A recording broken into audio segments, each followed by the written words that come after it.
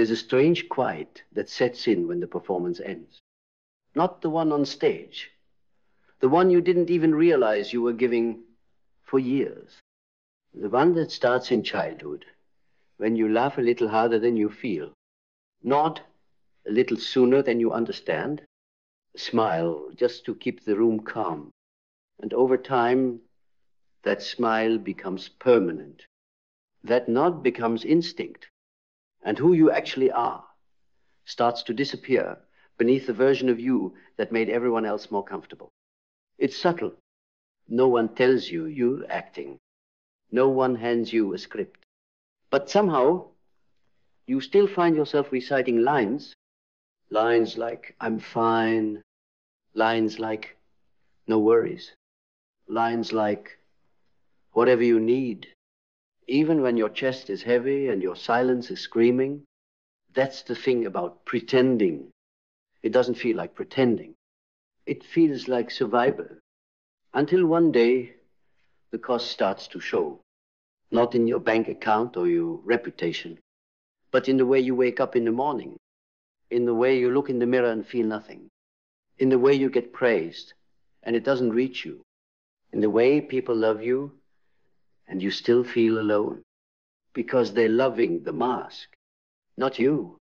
They're responding to a version of you that you've outgrown but are too afraid to shed. And no one told you how heavy it would be to carry around a self that was never yours. So you keep adjusting. You keep managing expectations. You keep saying yes when you mean no, and staying quiet when you want to scream, and smiling when you want to leave. Until one day you wonder, what would happen if I just stopped? Stopped trying to hold it all together. Stopped trying to live up to an image that doesn't feel like mine. Stopped pretending to be unaffected, agreeable, invincible. Stopped giving so much energy to being someone I'm not. Not because I want to be dramatic, not because I want attention, but because I can't breathe in this suit of armor anymore. Because somewhere along the way, I confused self-control with self-abandonment. I confused being accepted with being erased. Carl Jung once wrote, "We meet ourselves time and again in 1,000 disguises on the path of life."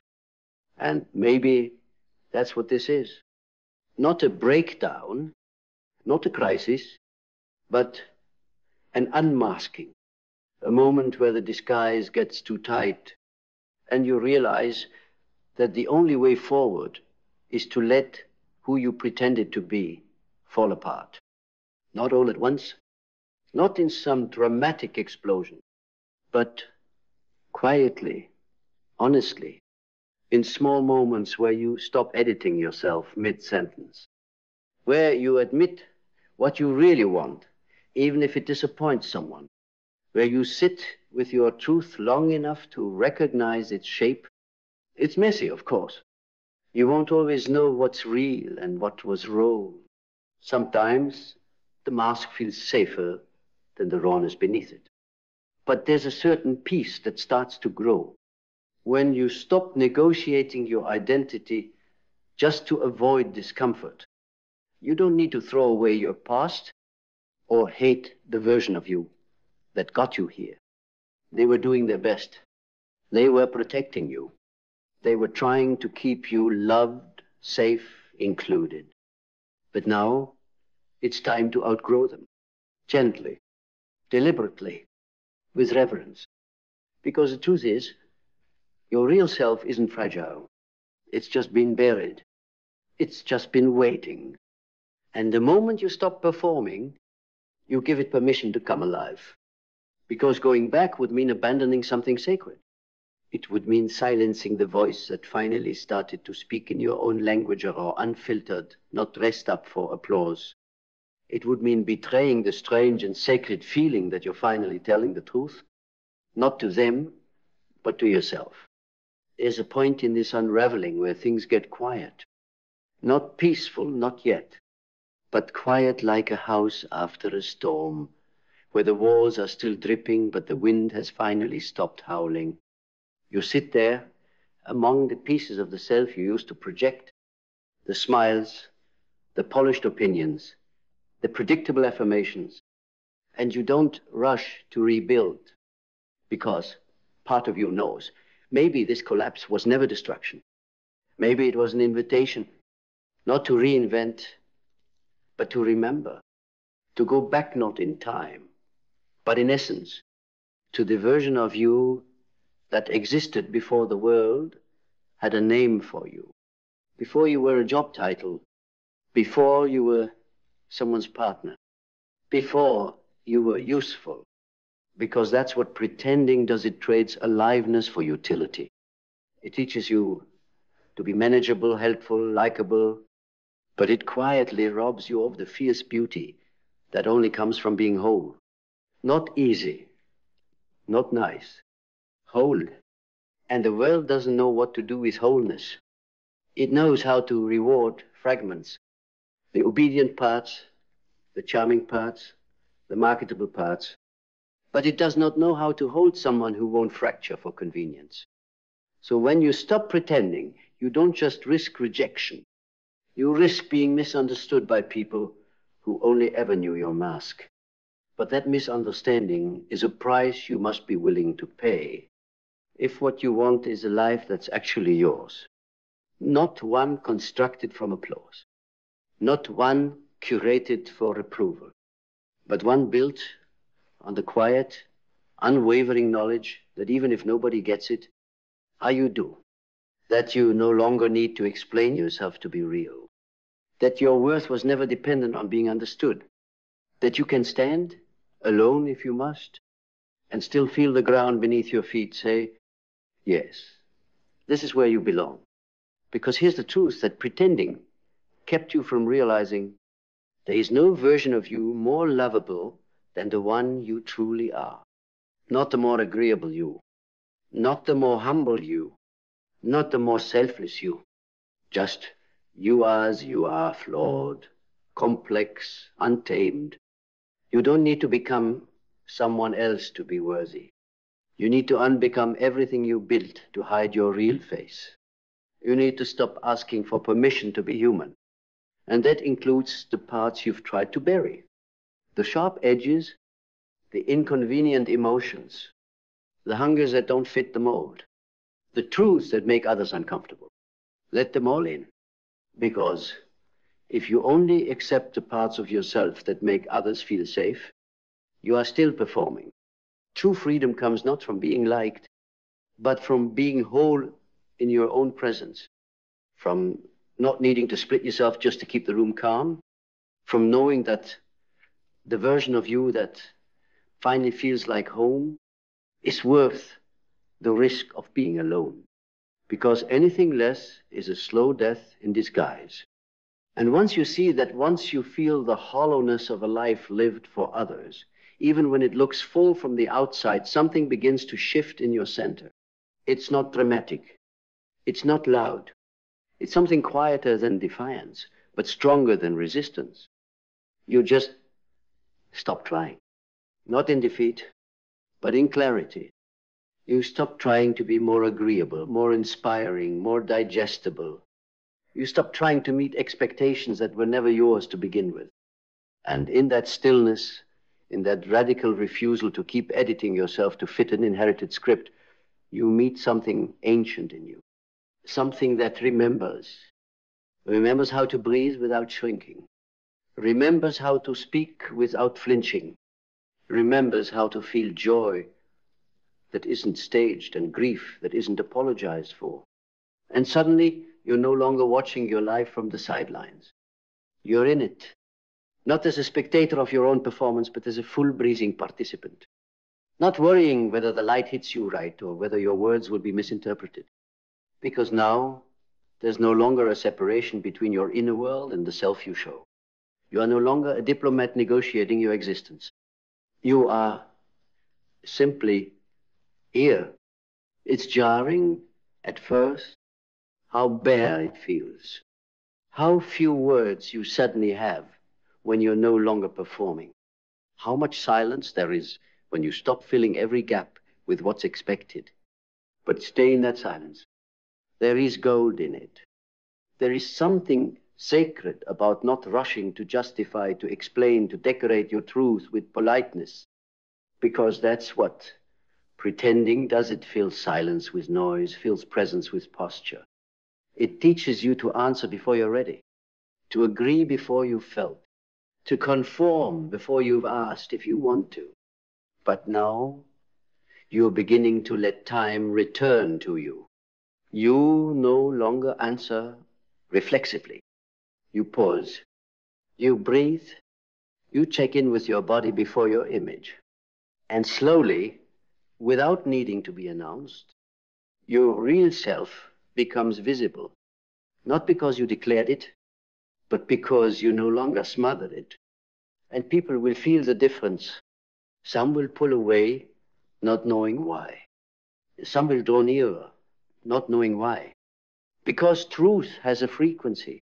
And when you start living in it, it disrupts the patterns that depended on your silence. But you won't be shaken, because the ground beneath you now is not approval. It is alignment. And alignment doesn't tremble when opinions shift. It listens, it adapts, but it doesn't bend into falsehood. That's the true power of letting the mask fall. Not that you become loud, but that you become immovable in a quiet way. Not stubborn, just deeply rooted. You start to realize that much of what the world called strength was just overcompensation. And much of what it called weakness was actually sensitivity, insight, clarity. And so the traits you once disowned, your slowness, your softness, your reluctance to please, you begin to reclaim them. Not as flaws, but as sacred signals, as evidence that your compass is no longer outside of you. And once your compass is internal, everything changes. Because when the compass moves inside, the world outside stops being the master. It becomes the mirror, not the judge, not the source, just a mirror. It reflects, it reveals, it triggers, but it no longer defines. And this subtle but seismic shift is the birth of true vision. Not vision in the way the world sells its goals, achievements, accolades, but vision in the way the soul understands it. The ability to see beyond the role you were assigned, to look past survival, to imagine something untouched by the performance. It starts small. You begin questioning what you once called normal. You stop moving through your days on autopilot. You feel discomfort in rooms where you once felt proud to be included. You hear a voice in you that interrupts the old scripts. The scripts of I should, scripts of I must, scripts of this is just how it is. And that voice isn't loud, but it's unshakable. It's the voice of your own becoming, not the becoming of someone new, but the unearthing of someone ancient, the part of you that was never damaged by the world, only buried beneath it. This is the turning point, where learning begins. Not the kind of learning that fills you with more facts, but the kind that strips away illusions. You begin learning not to react, but to observe, not to perform, but to respond, not to fit in, but to belong to yourself. You learn that boundaries are not walls, but acts of clarity, that saying no is not rejection, but protection, that your discomfort around certain people is not a flaw in you, but a signal of misalignment. You learn to trust your own nervous system again, to see anxiety not as a disorder, but as a message. Something here isn't true. And as you continue, vision expands. You begin seeing patterns show you inherited fears that weren't yours, how you repeated roles you swore you'd escape, how you kept waiting for external validation to finally say, yes, now you are real, but now you see through it. The validation you craved was never about worth. It was about direction. It was a compass error. You were navigating with someone else's map. But now the map dissolved. And what's left is a landscape of your own mind, untamed, vivid, unfinished. And finally, you have the courage to explore it. That exploration, real inner learning, doesn't come from fixing yourself. It comes from seeing yourself. It comes from asking better questions. Not how do I become more likable, but what parts of me have I disowned in order to be accepted? Not how do I succeed, but what does success mean when I'm no longer pretending? This is not self-help. This is self-remembering. And with each layer you peel back, your vision sharpens. You begin to move with intention, not momentum.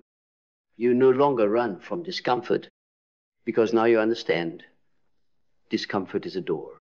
And behind every door is a piece of you thought you had to kill in order to belong. You let go of urgency. You let go of the chase. You let go of the myth that healing is a finish line.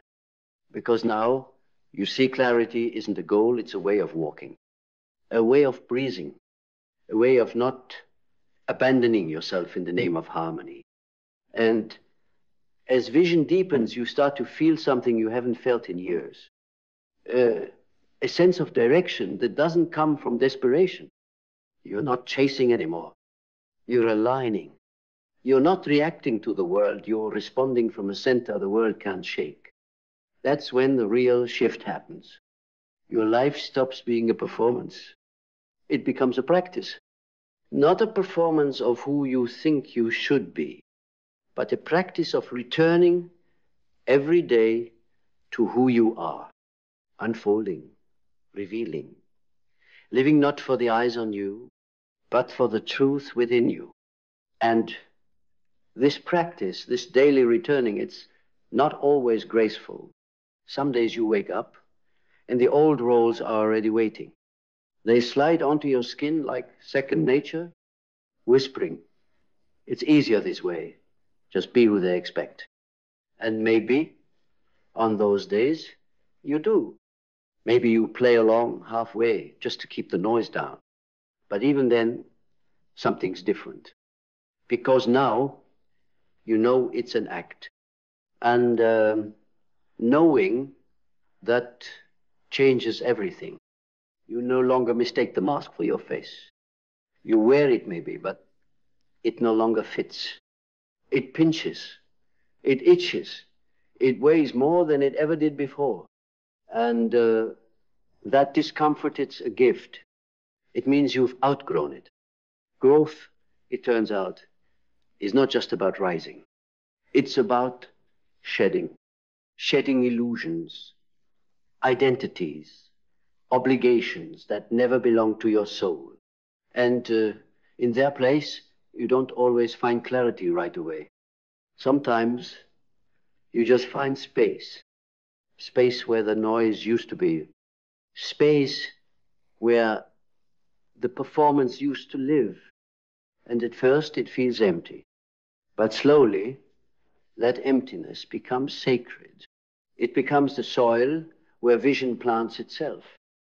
Not a vision based on conquest or control, but a vision that emerges like breath. Quiet, vital, steady. A vision that isn't rushed. Because now, you're not moving to prove anything. You're moving because something real in you wants to grow. That's when learning becomes devotion. Not to a system, not to a plan, but to yourself, your unfolding, your rhythm, your truth. You start noticing what actually nourishes you. What conversations leave you lighter. What work makes you forget time. What silences feel like home. And you protect those things. Not with rigidity, but with reverence. Because now you know what you allow is what teaches the world how to treat you. What you tolerate becomes your rhythm. What you normalize becomes your identity. So you start choosing differently. Not out of fear, but out of clarity. not to escape pain, but to honor peace. Because now the mask has fallen, and what remains is someone who's no longer willing to betray themselves to keep others comfortable. That's what happens when the pretending ends. You begin to live from the inside out. And every decision, every boundary, every yes and no, it all becomes part of the same practice, staying close to what's real, no matter the cost. You stop seeking approval like a drug. You stop rearranging your truth to avoid awkwardness. You stop explaining yourself in circles just to be understood. Because now, understanding is no longer the goal. Being fully, deeply, honestly, and even when it's hard, even when it costs you the crowd, you keep choosing truth, not because it's easy, but because it's sacred, because it's the only thing that has ever felt like home. Because what you've reclaimed is not just identity, it's sovereignty. And sovereignty doesn't beg, it doesn't audition, it doesn't sit waiting for someone else to decide if it's worthy. It knows. It walks into silence with its head high. It stands in rejection and does not collapse. It looks into the eyes of the world and says, I will not trade my soul for your comfort. That's not ego. That's remembrance. The remembrance that who you are, underneath every role, every scar, every carefully crafted facade was never broken, only buried. And now, unearthed, you don't need to rise to some imagined version of greatness. You need to return to the ground beneath your own name, to the voice inside you that whispers, you were never the mask, to the strength that was never about force, but about truth, lived unapologetically. This is the climax of it all, not the end of pain, not the disappearance of fear, but the death of self-abandonment, the final breath of the version of you that said yes when you meant no, that smiled while dying inside, that stayed silent just to keep the peace. Let them go. Let that version fall, not with guilt, not with shame, but with reverence, because they were not the enemy. They were your shield. They were your training ground. They carried you until you could walk as yourself. And now you can, not because you have all the answers, but because you finally stopped asking for permission to be real. From here on, every breath you take is yours. Every decision you make is yours. Every inch of your life begins to reflect the wild, unfiltered truth of you. No more bending, no more acting, no more hiding behind the armor of who they needed you to be. You are not here to be a mirror for others' comfort. You are here to burn quietly, fiercely, fully, to be a living example that wholeness is not a performance, it's a revolution. And now that you've remembered, don't you dare forget again. There comes a momentum that ruptures the illusion, that severs your tired narrative from the reality that's been waiting behind your eyes all along. It is the moment you stop asking, why is this happening to me? And begin to ask, what in me called this forth? That moment is the birth of your sovereignty, the death of victimhood, the uprising of a soul that finally sees that the universe has never been a battlefield. It's been a mirror, not a mirror that flatters, not a mirror that distorts, but one that shows you mercilessly, perfectly, precisely what you carry, what you believe, what you emanate. This is not punishment. This is precision. Because the universe doesn't test you. It reflects you. It reflects the contents of your unconscious like sunlight glinting off broken glass. You are not being attacked. You are being revealed. The people who betray you, who dismiss you, who undervalue you are not anomalies. They are messengers, echoes, mirrors of the vibration you still hold within. That unhealed belief that whispers, I am not enough, and watches as the world confirms it, again and again. And until that belief dies, the reflection remains. The scene changes, the cast changes, the costumes shift, but the script repeats. You change jobs, lovers, cities, only to find yourself back at the same point on the wheel, wondering why your story always circles the same wound. But it is not the world that is cruel, it is your unconscious that is loud. Jung called this the shadow, the unacknowledged parts of ourselves that leak into our reality, not because we are cursed, but because we are blind. You are not being punished by life. You are being made conscious. And everything you hate about your external world is an invitation to see what still hides in your internal one. The narcissist, who exploits your kindness, a reflection of the part of you that still believes love must be earned through suffering, the boss who never sees your worth, a mirror to the belief that value is something others grant you, not something you possess inherently, the friend who gossips behind your back, a consequence of your need to be liked, to be chosen, no matter the cost. The universe doesn't test you to prove your strength.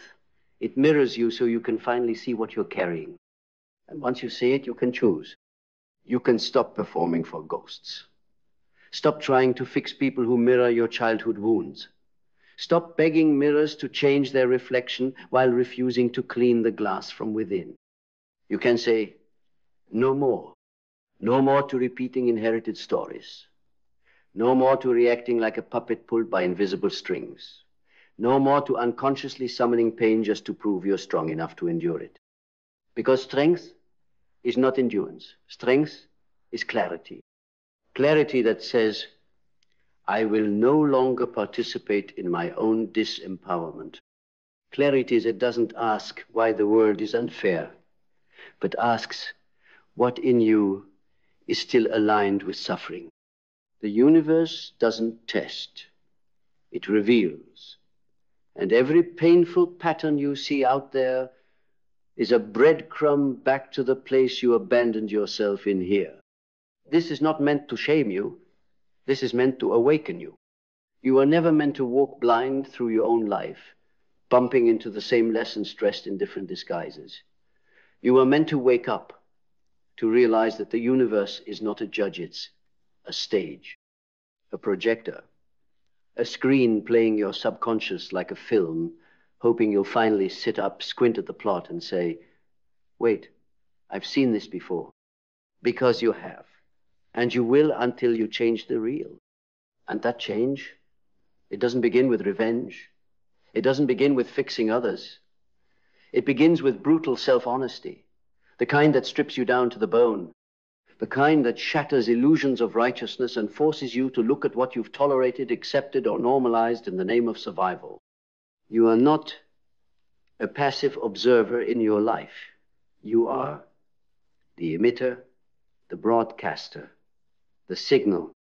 You attract what reflects your frequency, not your wishes, not your words, but your wounds. And that's why you don't get what you want. You get what you are. So if you want to stop repeating pain, stop lying to yourself about the pain you've normalized. If you want love that feels safe, look at the parts of you that equate love with anxiety. If you want abundance, examine your comfort with deprivation. If you want peace, confront the inner war you've mistaken for personality. Because you are not just attracting your mirror, you are living inside it. Everything is information. The silence of someone who once couldn't stop calling you, that's a message about your absence of boundaries. The friend who no longer includes you, a whisper that you've outgrown their frequency, the tension you feel walking into work every day, a vibration that's begging you to stop betraying your soul for a paycheck. But we numb it. We medicate the messages. We gaslight our own intuition. Why?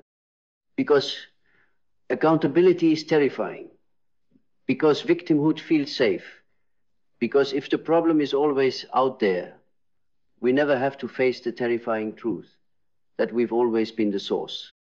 And if you are the source, then you are also the solution.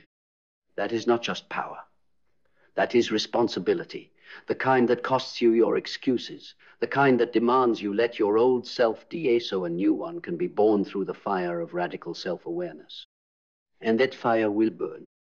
It will burn away your denial. It will scorch your justifications. It will reduce every comforting lie to ash. But what remains will be true, will be yours.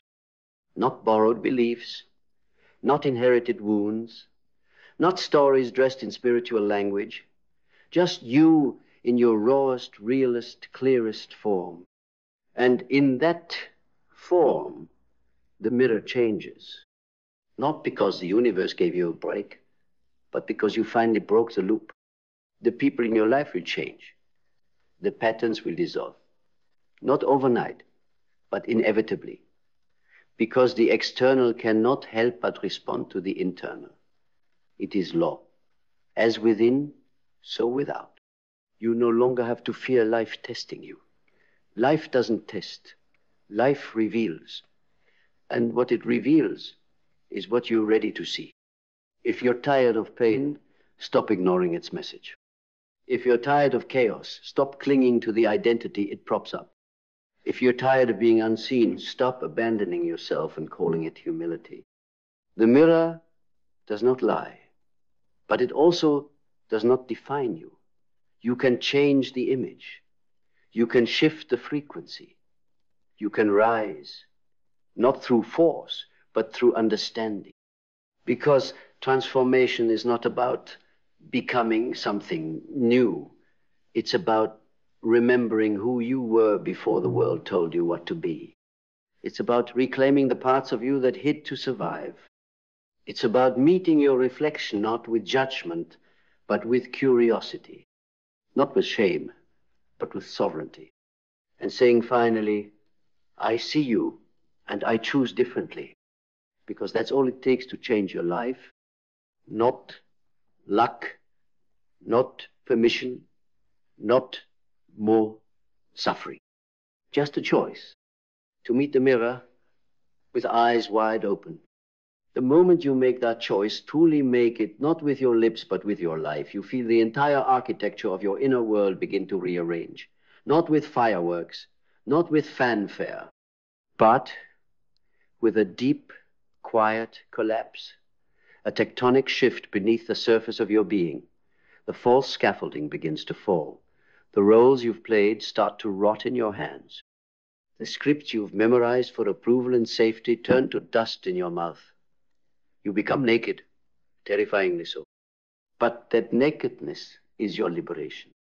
Because only when everything external is stripped away do you meet yourself unmasked. And when you meet yourself without distortion, you stop seeking validation from mirrors that were never clean to begin with. You no longer beg for scraps of love from those who do not even love themselves. You no longer sacrifice your truth at the altar of belonging, because you belong to yourself now. And in that sacred belonging, the mirror bends not in defiance, but in obedience.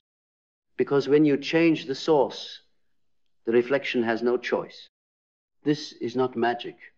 It is metaphysics. It is frequency. It is reality obeying its deepest law.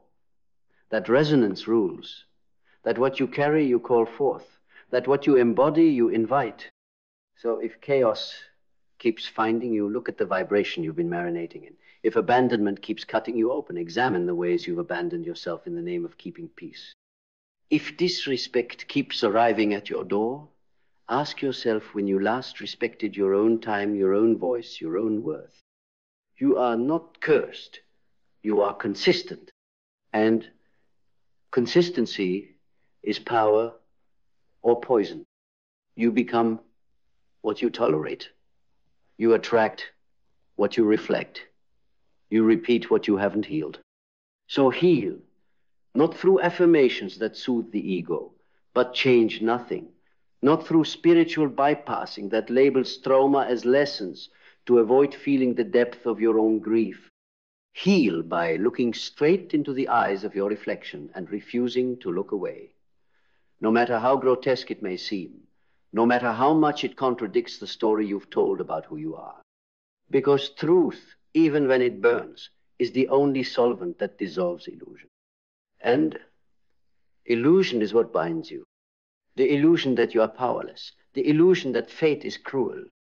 The illusion that you're at the mercy of external forces, when in reality, those forces are just actors in the theater of your subconscious, playing roles you cast them in, reading lines you wrote with your beliefs, and they will keep performing that play until you tear up the script. So tear it up.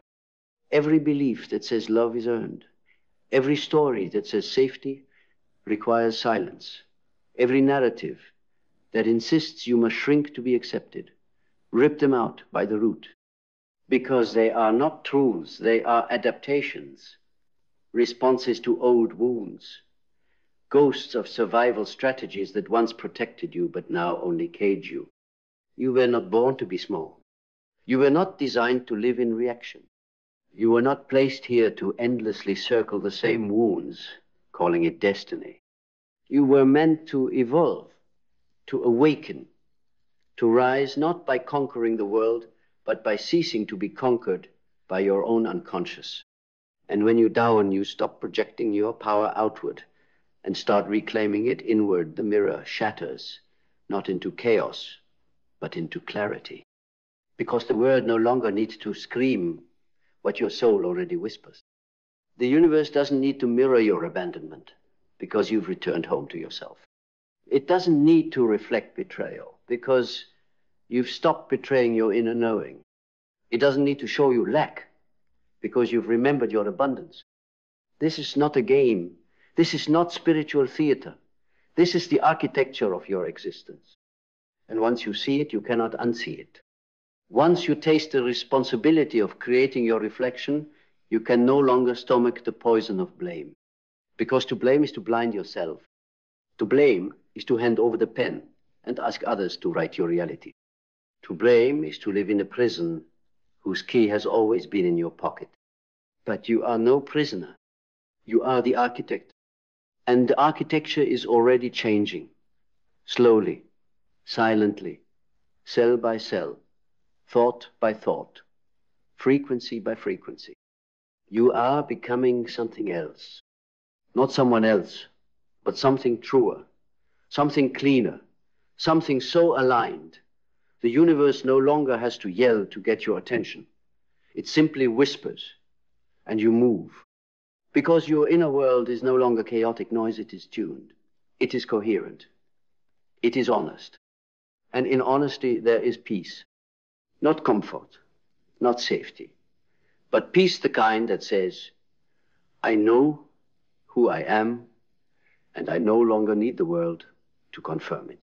Because I am no longer at war with myself. And when that war ends, the mirror softens. The people who once triggered you now pass like shadows. The games that once enticed you now bore you. The chaos that once seduced you now repels you. Not because the world changed, but because you did. You are no longer resonant with a reflection of your old self. And that is the real miracle. Not that the universe suddenly became kind, but that you stopped needing it to be anything other than what it is. Because you've remembered what you are, the signal, the source, the creator of the reflection.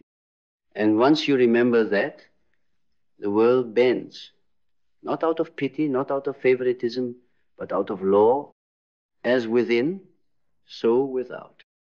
So now, the question is no longer, why is life doing this to me? The question is, what am I still unwilling to learn? Because every obstacle, every delay, every difficult person you meet is not a punishment, but a professor. And the classroom is your life. Some people spend decades praying for their circumstances to change while fiercely protecting the exact mindset that created them. They beg for expansion with a consciousness that fears anything unfamiliar. But you cannot grow inside a worldview that was built to keep you safe, small, and unseen. Growth demands that you outgrow your former self, that you release what once defined you, not because you were wrong, but because you've outlived the container. And to stay in it is to suffocate. So let the container crack. Let your old self fall apart. Let the beliefs you inherited from fear, culture, trauma, and broken people dissolve into nothing. Because only when you empty the vessel can something new be poured into you.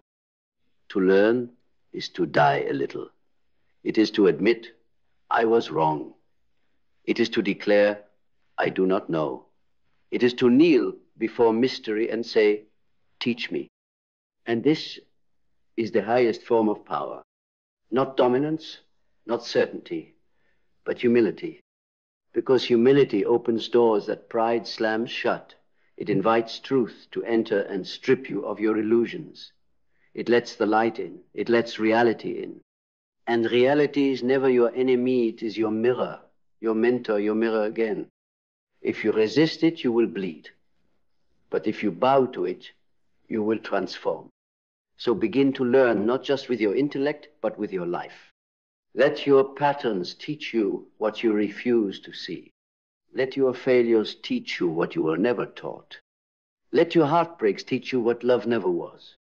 And let every repetition show you where you still resist the lesson, because the lesson will return until it is learned. Not because life is cruel, but because life is precise. It does not give you what you want. It gives you what you are ready for. And readiness is not a feeling, it is a frequency. One that you tune into through awareness, humility, and the relentless decision to evolve. The world you see is filtered through the eyes you wear. And if your eyes are covered in wounds, everything will look like a threat. So heal your eyes. Expand your vision. Refuse to be a slave to the same stories, the same identities, the same limitations that kept your parents, your teachers, your society trapped in cages of survival. You were not born for that. You were born to be a bridge between what was and what's possible, between unconscious repetition and awakened creation. But to be that bridge, you must first burn your attachment to comfort. You must welcome the unfamiliar, not as a threat, but as a portal. Every new perspective is a key. Every truth that contradicts your old beliefs is a door. And if you are wise, you will stop asking whether it feels good and start asking whether it's real. Because reality is not here to flatter you. It's here to wake you up. You don't need more validation. You need more vision. Vision that sees beyond the walls of your upbringing. Vision that scans the horizon of possibility and asks, what else is true? Vision that challenges your deepest assumptions and says, maybe I was wrong about myself, about love, about life. And that maybe is the birthplace of revolution. Because the moment you open to another way of seeing, the mirror shifts. The old world starts to glitch. The reflection flickers. The simulation stutters. And you glimpse just for a second what else could be true if you dared to think differently. That is the power of learning. Not memorization, not accumulation, but transformation. The kind that begins not with answers, but with better questions. Questions like, what part of me still benefits from my limitations? What am I afraid will happen if I succeed? Who do I become when I stop performing pain? And what would my life look like if I no longer needed struggle to feel alive? These are not comfortable questions. They are surgical, they cut. But they also cleanse. Because to expand your vision is to purge your distortions. It is to wipe the mirror clean and see not just your wounds, but your potential. Not just your patterns, but your power. Not just your past, but your permission to evolve. And when you evolve, the world does not reward you. It responds to you. Because you've become unrecognizable to the frequency that once kept you small. You stop attracting mirrors of your wounds and begin attracting mirrors of your wholeness. People who meet you where you are, not where you've been. Opportunities that reflect your clarity, not your confusion. Paths that align with your purpose, not your pain.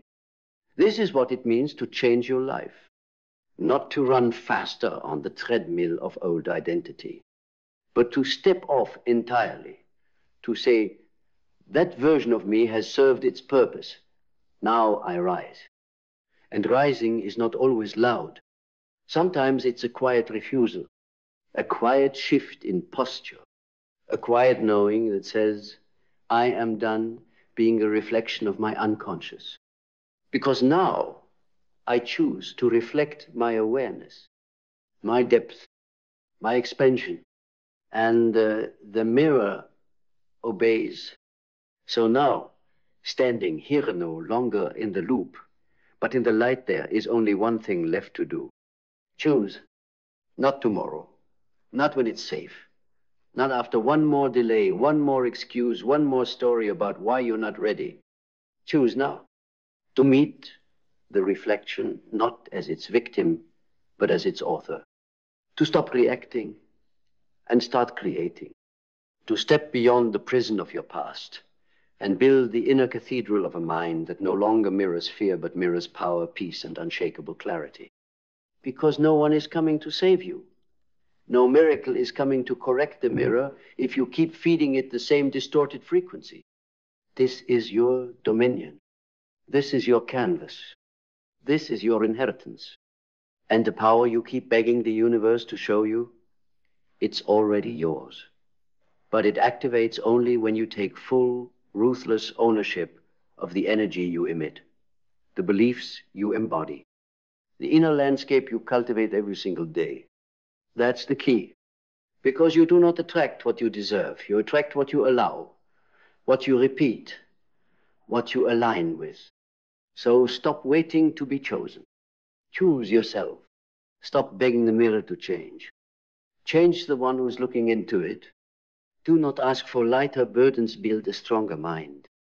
Do not wish for easier paths, forge a clearer soul. Do not seek comfort in illusion, seek truth, no matter how sharp it feels against the skin of your old identity. This is the climax of your story. The place where the protagonist remembers who they are. Not because someone handed them the truth, but because they earned it, bled for it, faced every shadow, and still walked forward. And now it's your turn to face the mirror and not flinch, to feel the sting of recognition and not retreat, to hold your reflection not with shame, but with sovereignty. Because once you own what you see, you are no longer at the mercy of what you attract. You are the signal, the sender, the frequency that bends the reality around you. You are the silent command that says, I will no longer be a match to my own suffering. I will no longer let wounds write my future. I will no longer participate in anything that insults my soul. And the universe responds not with applause, not with comfort, but with alignment. People fall away, patterns dissolve, paths appear where there were once only walls. Because when you become someone new, reality doesn't resist, it recalibrates. And you realize it was never testing you, it was mirroring you. And now it mirrors your truth, your wholeness, your power. So walk forward like the ground is rising to meet you. Speak like the universe is listening through every echo of your breath. Live like your inner world is the axis upon which your reality turns, because it is. And every step you take in truth is a command to the mirror. Reflect me clearly. Reflect me cleanly. Reflect me completely. And nothing less. Because the game is over. The loops are broken. The mirror is yours.